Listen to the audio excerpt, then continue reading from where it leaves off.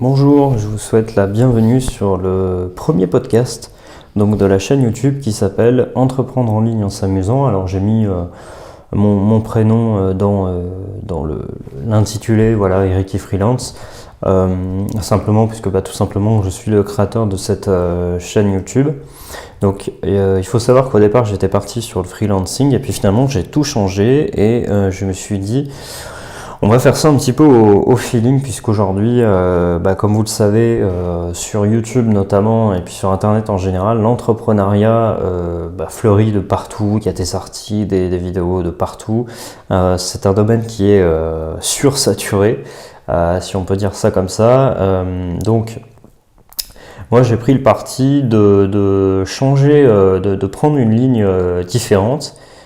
Qui je pense à titre personnel me correspond davantage et si vous êtes dans cet état d'esprit ça va certainement vous intéresser. C'est-à-dire que j'ai envie avant de continuer de rentrer dans le concret de cette vidéo, j'ai envie en fait de prendre le contre-pied de tout ce qui se fait aujourd'hui quand on voit comment devenir riche, comment devenir millionnaire, comment faire ceci, comment rouler en Maserati, enfin voilà, vous avez compris. Je ne suis pas totalement opposé à l'idée de s'enrichir, de réussir, mais je trouve qu'on est pollué à longueur de temps de contenu, que souvent c'est du fake, hein, c'est bidon. Ou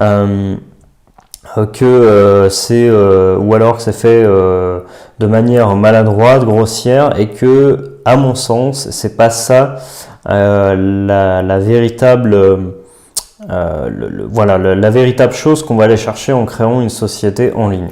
Et donc ça, moi, c'est vraiment ce que j'ai envie de vous transmettre. Quand je dis entreprendre en ligne en s'amusant, c'est le principe ici, ça va être de créer une activité en ligne. Alors, vous pouvez vous servir aussi de conseils, pourquoi pas, pour créer une société en dehors.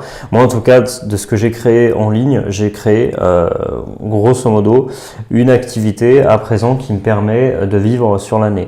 Alors, il y a des chiffres parfois qui sont un petit peu en descente, mais globalement, voilà, ça me permet au moins de vivre à minima sur une année. Donc du coup, cette expérience, j'ai envie de vous la transmettre. Ça fait quand même maintenant depuis 2 ans et demi à l'heure actuelle que j'ai ouvert ma micro-entreprise. Donc j'ai aussi commencé à travailler avant. J'ai principalement fait, pour que vous me connaissiez un petit peu, du freelancing.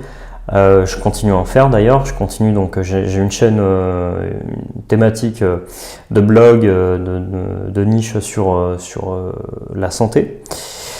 Une niche, hein, comme ça s'entend, donc ça veut dire vraiment un domaine ciblé dans lequel je travaille, je continue à travailler. Et donc moi ici j'ai envie de vous faire profiter de mon expérience d'entrepreneur. Alors je suis pas quelqu'un de très ordonné, très structuré, donc parfois ça peut partir un petit peu dans tous les sens, mais je vais quand même essayer ici de vous donner l'essentiel en fait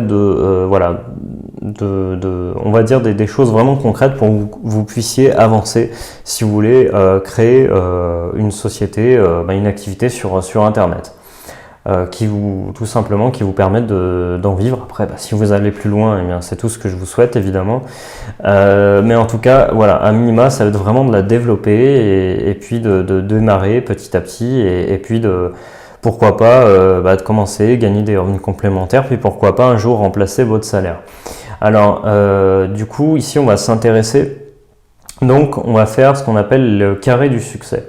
On va donc prendre 4 grosses thématiques. Alors, je vais essayer de les découper. L'idée, en fait, ça va être que vous allez choisir en fait une thématique parmi les 4. Vous allez, alors c'est un exemple, hein, après vous faites ce que vous voulez, mais voilà, dans les 4, vous avez ici des thématiques, on va dire, importantes, où il y a de la concurrence, mais où le succès est tout simplement souvent fulgurant, voilà, parce que tout simplement c'est des marchés qui sont très larges. Donc on en a 4 basés sur les besoins fondamentaux de l'être humain. Donc on a l'amour, on a l'argent, on a la santé et on a le bonheur. Donc si on prend par exemple l'amour, voilà, l'idée, c'est pas vous allez partir sur l'amour en général, la séduction en général, sinon vous allez vous noyer. J'ai fait cette erreur au tout départ. Du coup, c'était très compliqué. Bon, après, il y a l'aspect légitimité, etc. Mais en tout cas, l'idée, c'était que voilà, moi, j'étais pas niché à l'époque. J'ai fait du web marketing et voilà, il y a aussi des niches, d'autres niches, d'autres secteurs d'activité trop larges qui n'ont pas fonctionné à chaque fois pour moi. Moi, je suis assez transparent, donc voilà, j'ai l'habitude aussi de dire les choses qui ne fonctionnent pas non plus. Il y en aura certainement pour vous. Donc ça fait partie aussi des habitudes d'entreprendre. Ça fait partie du risque, si je puis dire. Les gens voient toujours le risque financier, mais aujourd'hui, on a besoin de moins de capital. Donc l'échec est vécu, on va dire, plus en silence et de manière plus discrète, mais il existe toujours dans le cadre d'une création d'entreprise. Mais l'idée, donc ici, je reviens à nos moutons, c'est de trouver une niche particulière. Donc si on prend l'amour par exemple, ça peut être, alors un truc qui m'est venu tout à l'heure, parce que en même temps je cherchais, je vous cache pas que en plus de mon activité principale, là je cherchais quelque chose dans lequel travailler, enfin voilà, relancer une chaîne YouTube, et puis je me suis dit pourquoi pas reparler d'entrepreneuriat, même si on est toujours un petit peu élargi, mais de toute façon aujourd'hui c'est une thématique qui est sursaturée. Comme je disais tout à l'heure, il y en a de partout, donc bon, autant se différencier d'une autre manière, et on va pas réinventer la roue de toute façon, donc voilà. Donc autant y aller un petit peu à l'instinct, et puis clairement voir si ça vous plaît, et voir moi clairement si je peux en faire une activité en ligne aussi. Voilà, pour être transparent encore une fois. Donc du coup voilà, un truc qui m'est venu, donc je m'égare encore, mais l'amour, c'est par exemple l'amour pour les personnes handicapées par exemple. C'est une idée de niche, voire de sous-niche, la séduction pour les personnes handicapées.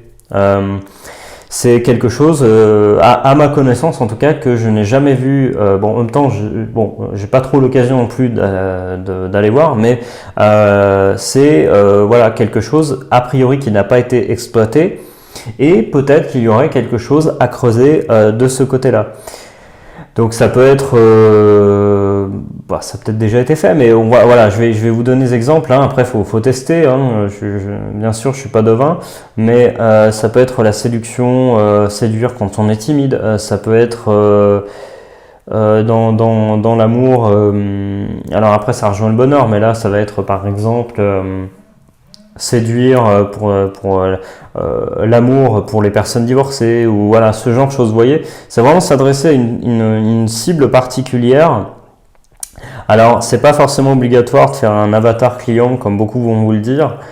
C'est pas forcément une nécessité. Moi je pense qu'il faut plutôt partir sur une cible globale, et puis clairement se lancer, puis voir en fait, tout simplement si ça fonctionne. Voilà, c'était quelques exemples. Après vous avez le domaine de l'argent par exemple. Donc le domaine de l'argent, encore une fois, c'est très large, mais si par exemple, un domaine qui me vient en tête, ça va être la bourse. Vous êtes un spécialiste, ou vous commencez à apprendre des techniques de bourse particulières, vous êtes avancé, etc. Ça c'est clairement quelque chose, bien entendu, ça a déjà été fait, vous allez avoir du monde en particulier, mais vous pouvez vous spécialiser sur quelque chose, j'en sais rien, ou je dis la bourse, mais ça peut être les crypto-monnaies particulières. Voilà, ça va être vraiment quelque chose de niché, voire sous-niché, et c'est comme ça que vous allez vraiment, bien sûr, il va falloir avoir une expertise, une connaissance poussée pour se démarquer de la concurrence, parce qu'il y en a évidemment. Mais il y a pas mal de pantins aussi sur le marché, donc franchement, je pense qu'il y a la place pour faire quelque chose d'intéressant.